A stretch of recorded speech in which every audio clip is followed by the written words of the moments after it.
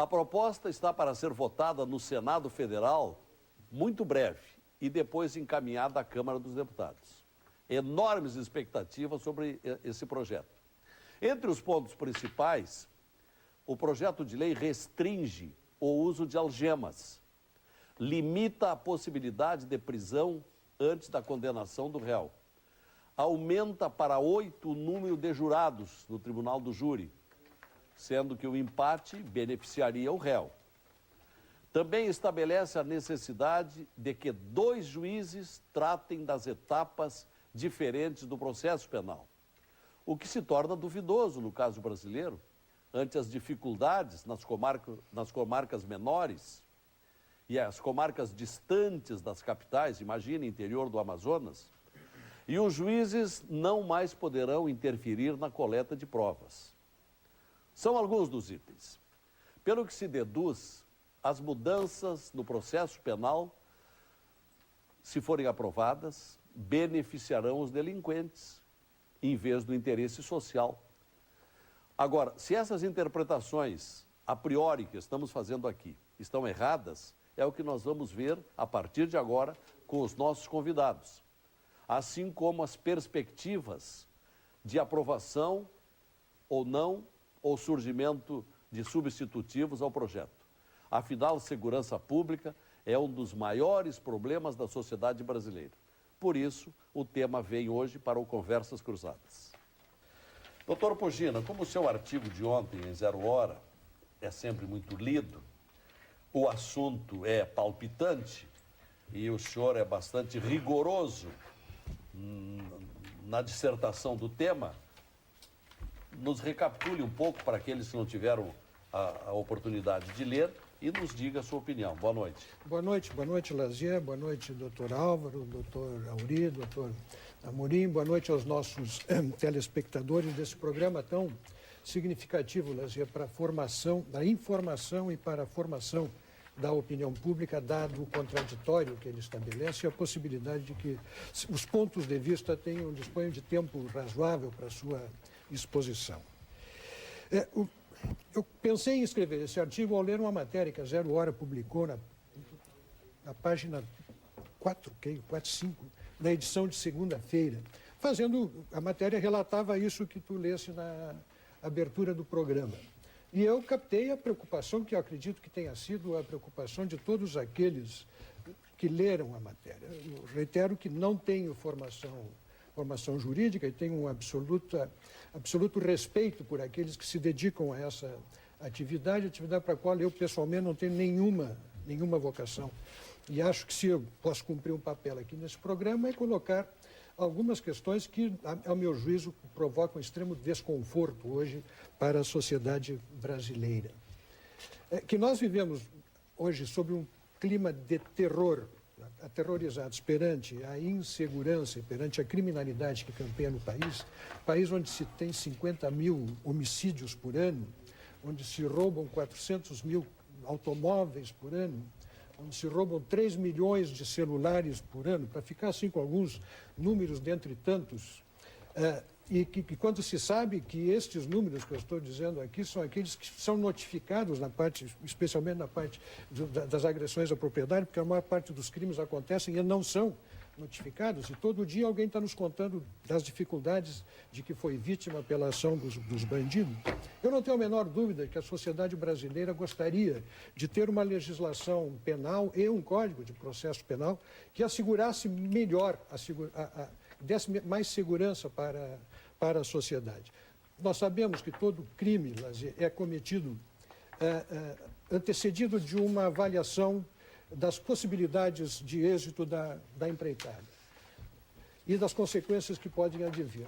Se o criminoso faz a avaliação de que as possibilidades de vir a ser preso é extremamente pequena e a operação é rentável, ele vai investir e vai cometer o seu crime.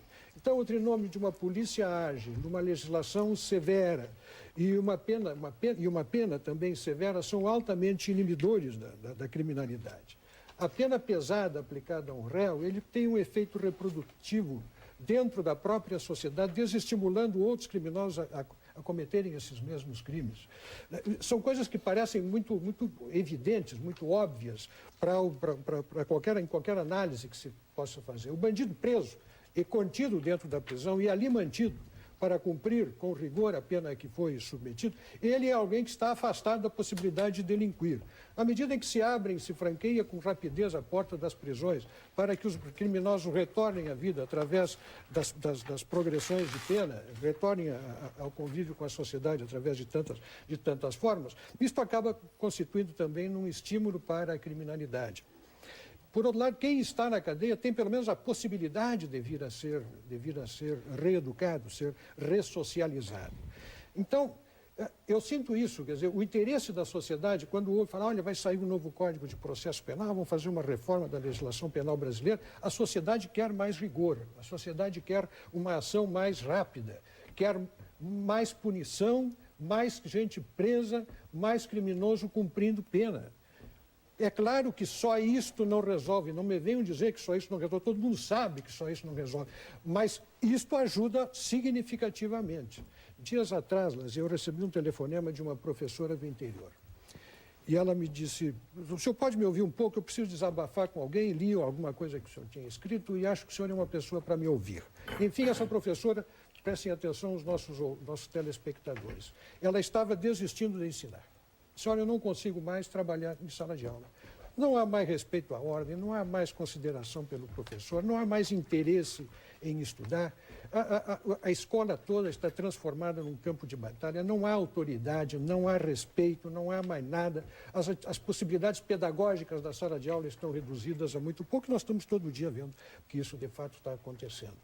Eu disse a ela, olha, professora, o que a senhora está percebendo na sala de aula é aquilo que está acontecendo nas famílias, é aquilo que está acontecendo no trânsito, é aquilo que está acontecendo nos campos de futebol, é aquilo que está acontecendo nos sindicatos, é aquilo que está acontecendo na política. Nós estamos numa quase anomia, né, pelo desrespeito às instituições, pelo desrespeito às leis, pela impunidade. E a senhora, dentro da sala de aula, está apenas convivendo com algumas das consequências disso. Eu penso que nós precisamos retomar os antigos valores, nós temos que voltar a ter respeito à autoridade, voltar... Quando eu estava escrevendo esse artigo, eu usei uma expressão, disciplinar os alunos. A minha mulher me advertiu, essa palavra é tão complicada, disciplinar. Sabe, o próprio uso da palavra disciplina se torna mal aceita, mal recebida dentro da sociedade. Ora, mas sem disciplina não se organiza a vida humana, sem um ordenamento legal que seja considerado, que seja valorizado, que seja respeitado, não se consegue viver civilizadamente. E nós vivemos no Brasil numa festa da impunidade. E eu penso que, pelo que eu vi, na matéria da Zero Hora, pelo que pesquisei depois para ler o artigo, eu acho que esse código para aqui, ele vai facilitar a vida do bandido. Doutor Pugina. Prazer, nosso telespectador. Eu digo no artigo que eu sou portador de alguma espécie de disfunção, né, que me faz ser contra o bandido e a favor da sociedade. Porque eu faço, doutor, essa separação. Eu acho que tem bandido e que tem sociedade. Eu acho que tem o nosso telespectador, que é uma pessoa respeitável, e existe o bandido. Outro dia eu estava chegando em casa com o meu carro, minha família, e vem três, como direi, né, suspeitos, réus, ou bandidos... Porque o anjo caído saiu da casa do senhor, ele é do mesmo time? Que vinham subindo a rua, com cada um deles com uma pistola na mão. Eu não sei se chamo de réu, de suspeito, o que é. Mas o senhor está nos ouvindo... Potenciais ladrões. Potenciais ladrões. O senhor que está nos ouvindo sabe perfeitamente bem que provavelmente os três têm uma ficha policial deste tamanho. Como todo mundo que está solto aí. Como quase todos os bandidos que estão soltos no país. E entram e saem, entram e saem, entram e saem. Fazem isso em cima de quê? Acontece que a sua segurança, a minha segurança, a nossa segurança aqui, é um direito difuso que não tem quem reclame por ela. Este aqui é o fato.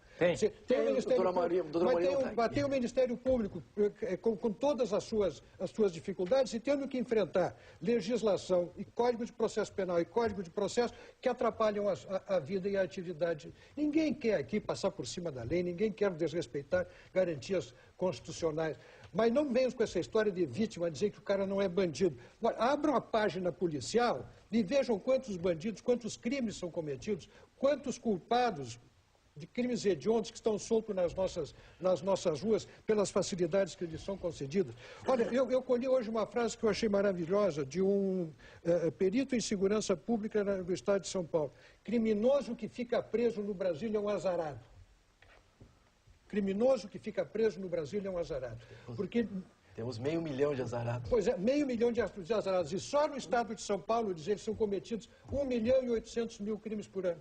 Só no estado de São Paulo. Então, nós estamos entregues a esta sanha, então, né, São Paulo, de uma impunidade. Nós temos 1.300.000 sortudos. Que começa lá embaixo, lá embaixo, dentro da sala de aula, lá na sala de aula, e termina nos mais altos escalões da República. Campeia a impunidade. E eu acho que a sociedade está farta disso. A sociedade gostaria de ter mais agilidade nos processos, mais rigor nas penas, que as penas sejam integralmente cumpridas. Ora, que se condena aquilo, sei lá, vocês conhecem os números melhor do que eu, há 20 anos cumpre 6 e vai embora. Então condena 6 e cumpre os 6. Mas não vamos ficar com essa palhaçada de fazer de conta que estão condenando e daqui a pouco estamos abrindo a porta da prisão para o bandido sair. Quando eu passo na rua, falo isso no artigo, por um carroceiro que está puxando a carga dele.